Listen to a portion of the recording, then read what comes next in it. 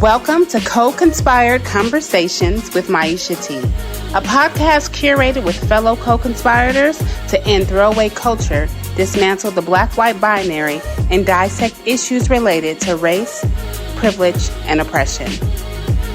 Hey friends, welcome to Co-Conspired Conversations. It's me, Maisha T, and I'm super excited to be here with you today, introducing my sister friend, Costanza Eliana. She is an amazing POC, I don't want to say POC yoga instructor. That was lame. She's an amazing yoga instructor, diversity and inclusion coach, consultant, and she is the owner and founder of Embody Inclusivity. Let us welcome Eliana. Eliana, thank you for being here. Of course. It's my pleasure. You know, I love you so much. So it's my absolute pleasure to be here. Awesome. Why don't you tell our audience about you from your own mouth? Yes, absolutely. So my background is I am Puerto Rican. Both of my parents were born and raised on the island, which is a colonized island, part of the United States, but not a state and not sovereign. So there's a whole backstory with that. But my parents met when they were on scholarship at Cornell University. So I was actually born in New York, upstate New York. And then shortly after I was born, within that first year, they moved back to Puerto Rico to raise me and my half-sister. So English is my second language. My parents didn't move back to the United States until I was 8 years old. So I grew up on a Boricua culture. Spanish is my first language. It was, Puerto Rico is a very diverse country. And so it was just a very different dynamic, very different culture. And so when I moved to the United States, because I was already a little bit older, I wasn't a toddler, I already kind of had a sense of who I was, as a child. It was a huge culture shock to move to the Midwest. We moved to Illinois so that my dad could be a professor, and there was just more opportunity in the States than in Puerto Rico for him. And so it was just assimilation really started to hit. I had to learn a new language for the first time. I didn't understand the culture at all. And it was just very, very shocking to be an 8-year-old just trying to navigate the school system. And a new town, and, going from a tropical country to, seasons.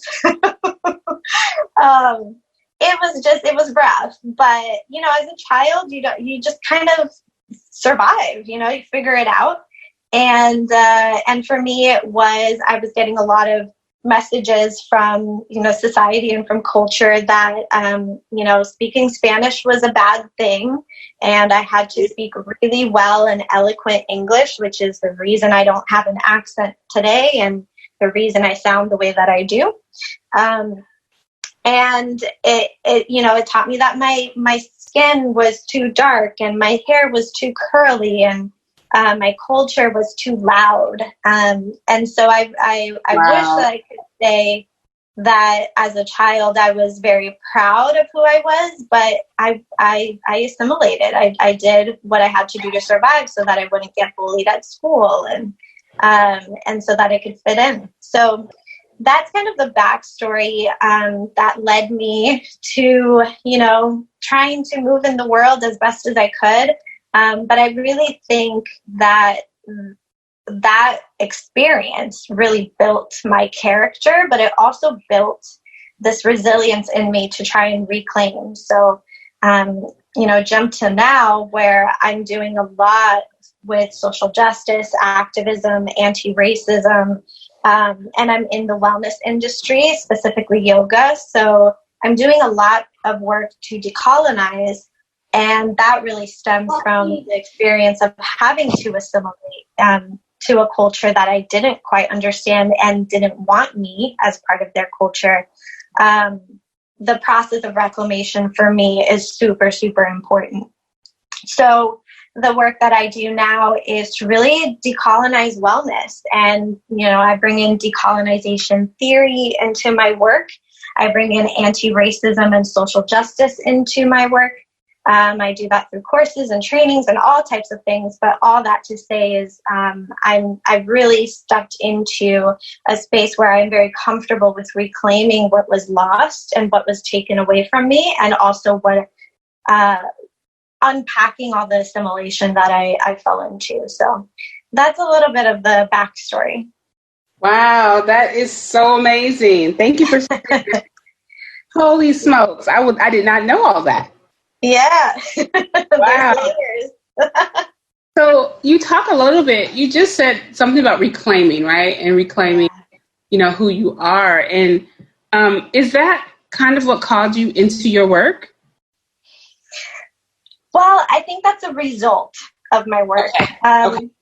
I think what really called me to my work is I just have this natural, attraction to activism. And my parents are very highly educated people. They did everything that they could to get a really good education, despite coming from poverty. Both of my parents came from poverty. And so they really value having things that they couldn't have before. And they really value a sense of social justice and a sense of you have to fight for what you deserve. Yeah. And so I just have this natural attraction to activism, civil rights, social justice, animal liberation, sustainability. Like, injustice for me is, it kind of I have this fire in my belly when I see injustice happen. So reclamation is kind of just a result of, trying to decolonize myself. It comes from a place of, understanding how systemic oppression actually works on both the government level, societal level, but also on an individual level. And I think sometimes people miss that when they're doing activism work. I think sometimes it's so much about what other people are doing wrong that it can be easy to miss how you might internalize that same oppression that you hate. And I think I just, through my wellness journey, I think I realized that a lot of the injustices that I, really detest in government and in systems and jail and all of that stuff, I really had to take a look at myself as well and see, am I perpetuating any of these same things that I am pointing my finger at, saying, that's wrong. And through that process of, self-awareness and really having a high level, or aspiring to have a high level of self-reflection, reclamation just kind of happened to me. It was one of those things where I realized, oh yeah, I did assimilate when I was a child. And there are still parts of me that feel like I need to conform to what society wants and is looking for me. And so it's an active and daily process to unpack those things and to do them in small ways. Like I always tell the story about my hair, right? Like when I as soon as I could get a hair straightener when I was young, I think I started at probably 11 years old, I started straightening my hair as soon as I could, right? I had to pull the culture out of my appearance, and I had to straighten my hair in order to fit into this model that was never even meant for me.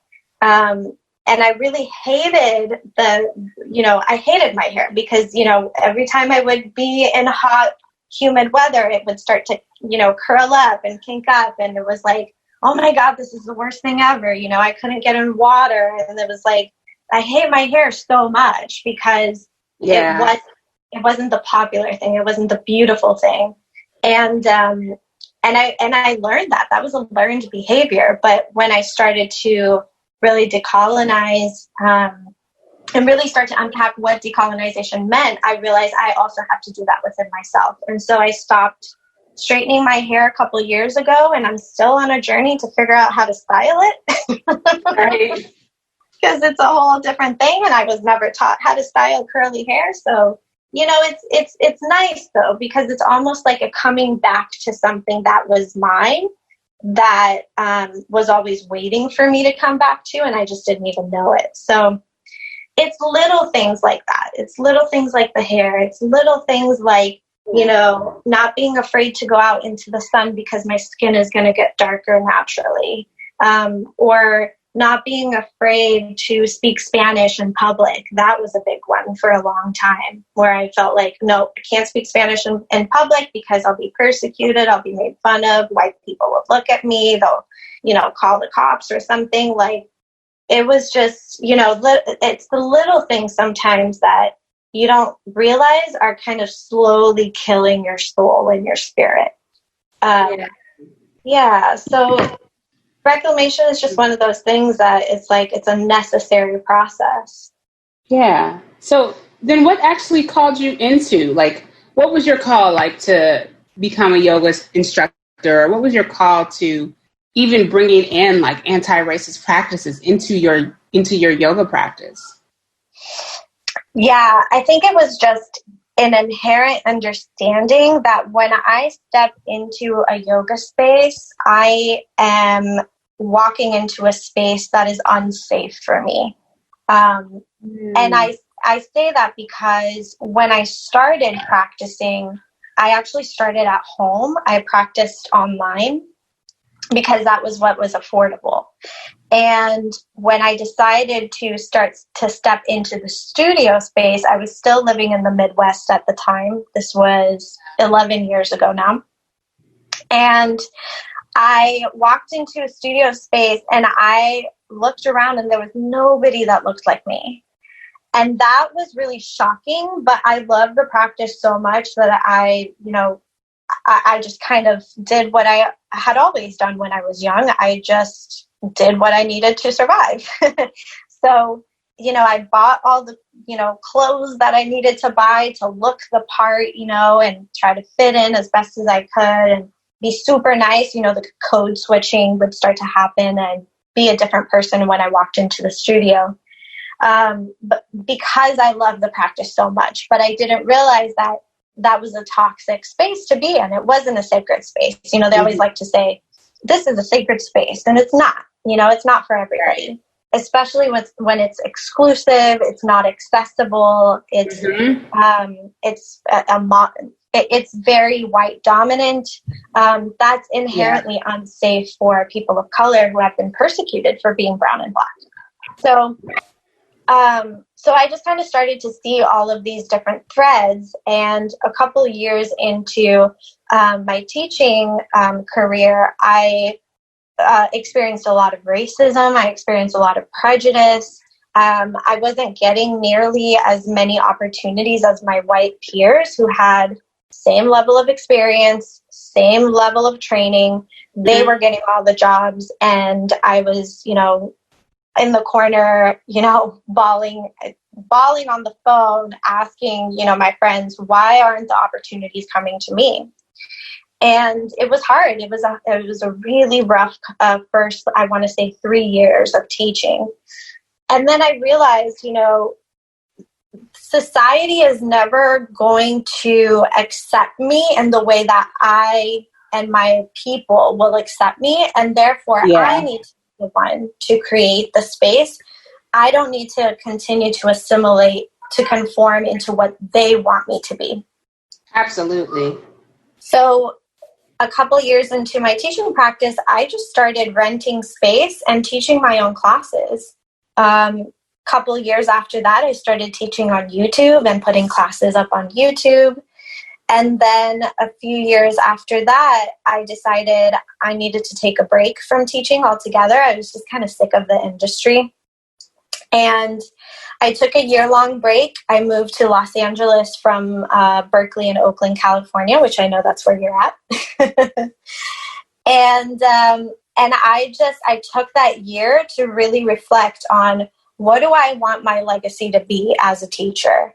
I was kind of sick of teaching just the same old all the time. I was kind of tired of teaching whitewashed and watered down practices that I knew were appropriated. And I felt like I needed to change the dynamic, and I wanted to create something that was safer. You can't ever guarantee safe space for people, but you can try to make it as safer as possible. Mm-hmm. So that year of not teaching at all really taught me a lot about who I wanted to be, what I wanted my legacy to be, but most importantly, what I wanted my impact to be on community. So I started taking antiracism classes. I started taking more social justice classes, which I had been doing since I was 17, but I had more focus now. Right. It was more passion. There was a drive behind it now. And all of the, courses that I took and all the trainings that I took and all the conversations that I was having with people made me realize that, again, it's not me trying to conform into the space. It's the industry that needs to realize the damage that it is doing and change itself. So that's kind of what led me to bringing social justice into my work, is the racism that I experienced, the oppression that I experienced, the oppressive and unethical business practices that I saw as a studio manager and as a teacher and as an employee in studios. And I was just kind of sick of it. And I was also sick of the code switching, I was sick of not bringing in the experiences that I was having and that my friends were having and my partner was having as brown and black people. Yeah. I was tired of being told, you can't talk about that in your classes, or you're going to turn people away, and people would walk out of my classes whenever I would talk about police brutality, and yes, those were white people that were walking out, so we shouldn't be too surprised. Exactly. Yeah, they don't want to be confronted with it. They think that, because of their privilege, they can walk into a yoga space and walk away from all of the news and the media and all of these different ways in which society does try to put a mirror to them. Because of their privilege and their access, they think they can pay $25 and for an hour they don't have to listen to it. Right. And because yoga is that safe space, right, where we don't talk about what's happening in the world. We just get, in touch with our inner self. Exactly. Exactly. Yeah. And so you try to use your money as a way to run away rather than to actively dismantle. So, yeah, I was just kind of sick of all of that, and all of the training that I did, and all of the conversations that I was having with brown and black teachers. I realized this is something that I can help with. This is the type of impact that I can have. So I predominantly work with people of color now. I have programs and trainings specifically on taking up space and specifically on decolonizing and stepping away from white dominant culture, so that you can start to really serve the community and bring wellness to our community.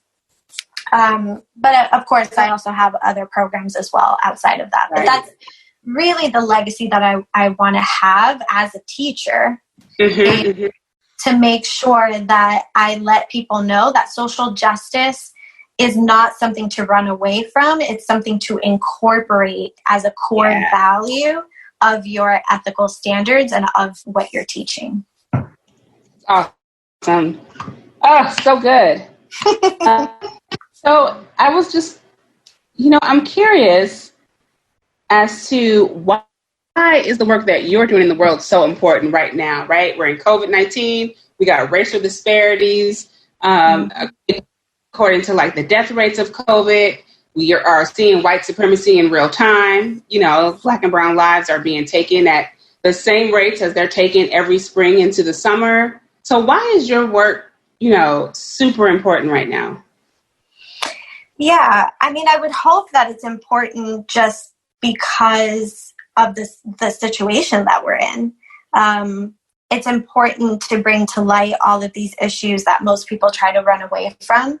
And this is not dependent on identity solely, right? Like all different types of people from all different cultures and backgrounds will choose to focus on something or not focus on something, or choose to acknowledge or not acknowledge, just based on, you know, however they're feeling for the day or what they're experiencing, or perhaps the traumas that they have experienced as well.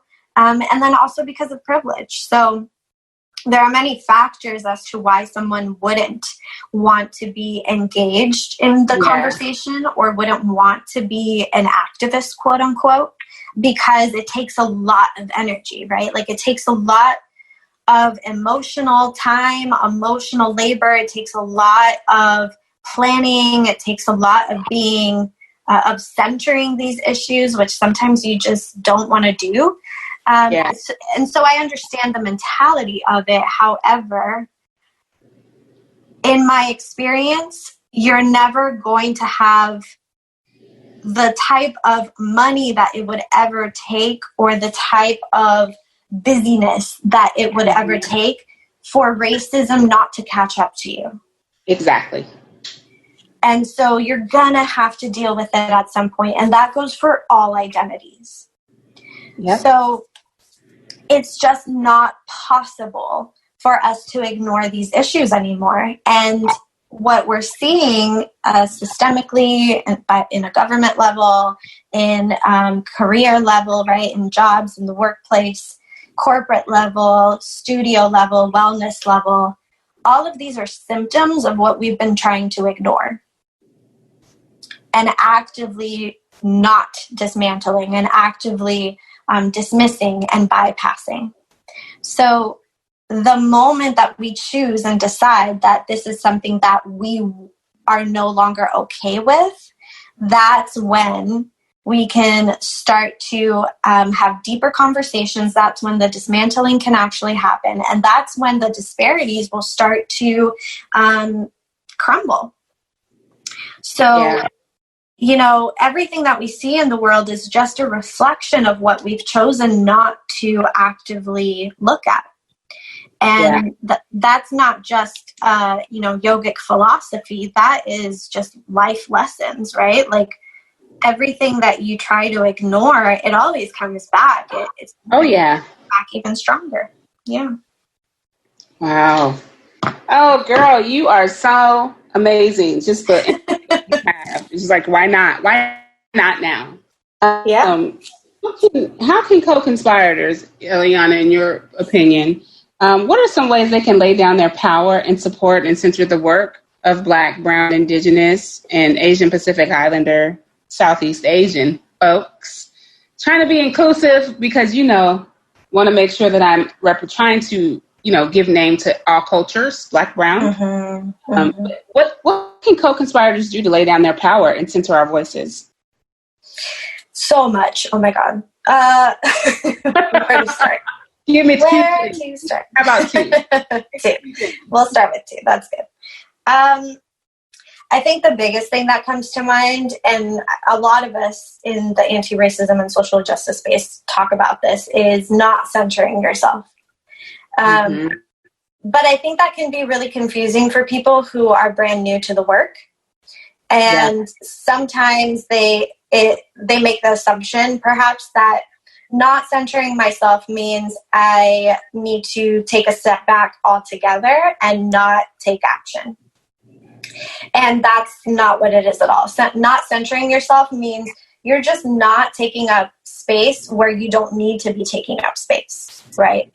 And so that's probably the biggest thing is anytime somebody asks you to be a part of something, let's say you're an educator or you're a speaker or, you know, you've got some sort of platform and you're being asked to be on a panel discussion, or you're being asked to, you know, be a speaker, a keynote speaker in something, or you're being asked to lead a workshop, and you know that there's a disparity, you know that there's not enough diversity, you know that there's not enough representation of brown and Black people, that's your time and your duty and your responsibility to step aside, not center yourself, and instead recommend that a person of color take your place.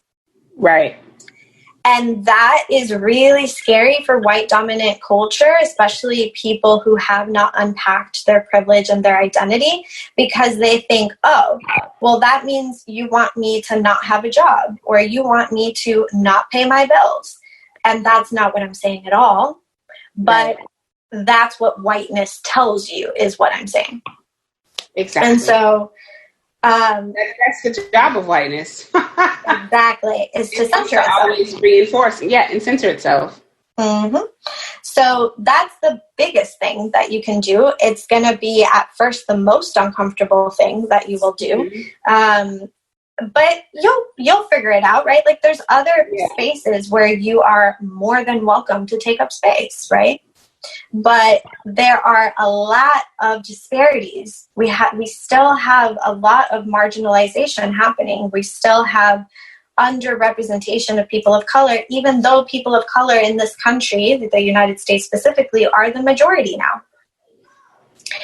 And if you're constantly centering yourself and taking up space and you're not giving away that opportunity through your privilege, then you're causing more harm than you are good. Yeah. So that would be the first thing that I would say. And then the second thing that co-conspirators can do is do more than just social media. Yeah. And and actively take action. Sharing posts is fine. There's nothing wrong with sharing a post as long as it's appropriate and it doesn't cause more harm and trauma to brown and black people. But there's a time and a space to do that. That's not the only thing to do.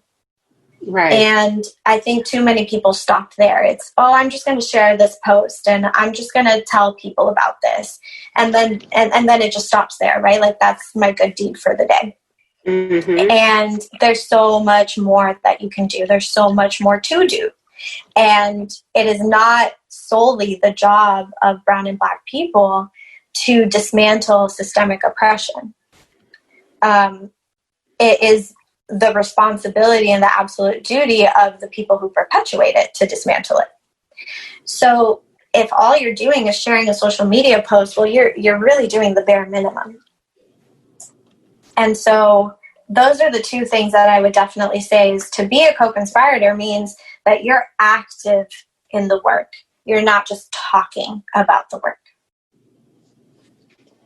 Ooh, yes. About the work, and you're not just talking about the work. That is so important for those of you who are listening. And Eliana had some really good points here. I hope you guys took them down. And I hope you really use her points to get your work done and not make excuses. Mm-hmm. Yeah. Why is it important then, Eliana, you said decentering whiteness. So why is it important to actually have Black, brown, and indigenous leaders be centered in this work, right? Because mm-hmm. folks are like, I read such and such's book, which we don't say their names. We just call them Voldemort. And that's like that centering of whiteness. So why is it important to have us as Black and brown leaders in this space? Well, it's important because, one, we are the ones directly affected by racism. So we're the ones that are really getting the brunt of it. We're the ones that are being jailed for it or over it. We're the ones that are in poverty because of it. We're the ones that are unable to vote disproportionately because of it. So we have the very real lived experience of it's in our bones. Racism is a feeling, right? It's what happens to you. It's like the invisible monster. You can't see it, but you can feel it. And it affects you. And that's going to give you something that a person who has never experienced racism before, but studies it, it's just on a whole different level. there are things that you will not be able to speak to simply because you've never experienced it. And the biggest example that I have for that is like, it's like having a PhD on eating an apple, right? I know everything about apples. I know the color. I know the chemistry. I know exactly how it's grown. I know from like seed to tree exactly what happens, but I've never tasted an apple. Yeah. So if there's two professors here, one of them has tasted the apple, knows everything about the apple, has been raised with apples. And then there's another professor who has only ever studied apples, never tasted one. Who do you think is going to bring more essence and more soul and more experience and more examples to the table? Right. Right? And if that one professor is highly affected by some sort of disproportionate marginalization because of the apples, and they've tasted it and they know what it feels like, they're going to bring a completely different essence and level of transformation for those who need to know about how to dismantle a system. Right. It's going to be completely different. The level of transformation that you're going to have is much, much higher. But also, where is the money going, right? Like, getting out of the Apple example, like if it's brown and black people who are directly affected by racism, and there are brown and black people who are actively putting themselves in the educator's role to help you dismantle racism, why wouldn't you want your dollars to go to somebody who is marginalized versus somebody who benefits from racism? It just doesn't make sense. And so it's imperative. It's imperative that we start to take a look at our biases that tell us, no, it's the white person that is deemed more acceptable, more palpable, more able to teach me about racism versus the brown and black person who lives this every single day. Right. It's that right to comfort, that right to feel comforted and coddled, right? Because there's someone exactly. They speak my language. I can understand them better. They're palpable, palatable. Absolutely. Mm-hmm. And it's also this idea that we need to intellectualize the work rather than viscerally feel what the work is going to be like on a deeper level. So if you can only ever intellectualize something, there's only so far you're going to go. Yeah.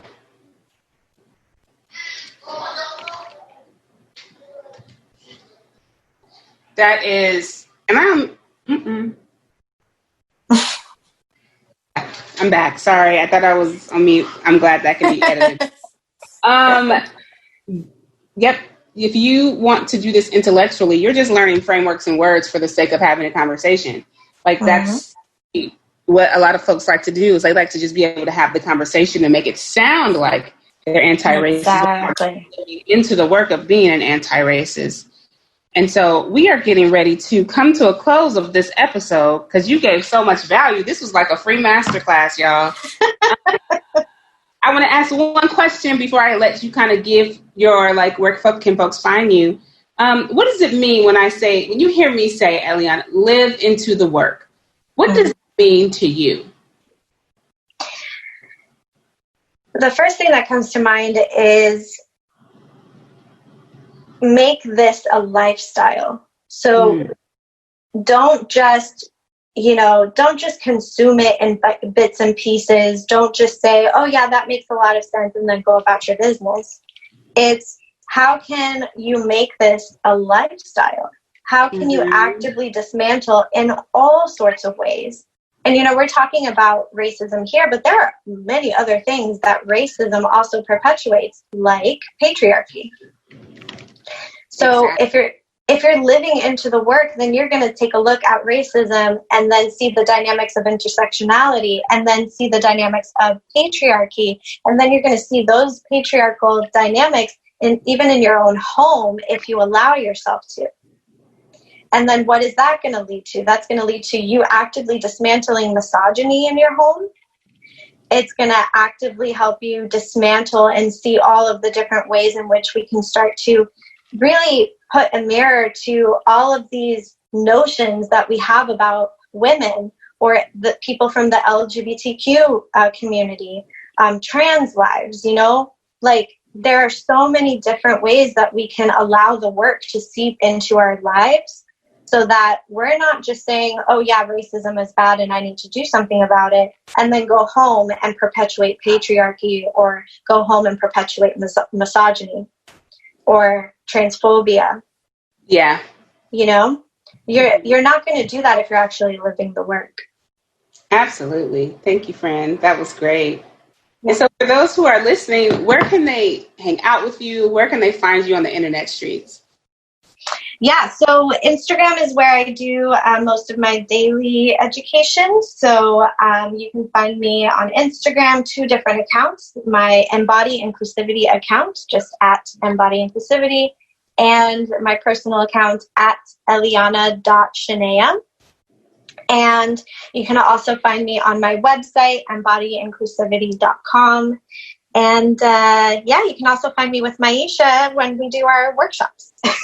Yes, Check Your Privilege, Create Equity is kicking off here, friends, in a couple of weeks. So make sure you sign up while you still can. Yeah. All right, friends, it was great. Thanks, Ellie, for being here. And friends, if you're listening, keep on living into the work. Bye, guys. Thanks for tuning in to Co-Conspired Conversations. I hope this episode was life-giving. If so, be sure to subscribe on iTunes or Spotify, and follow Check Your Privilege on Instagram, or visit our website, checkyourprivilege.co. Peace.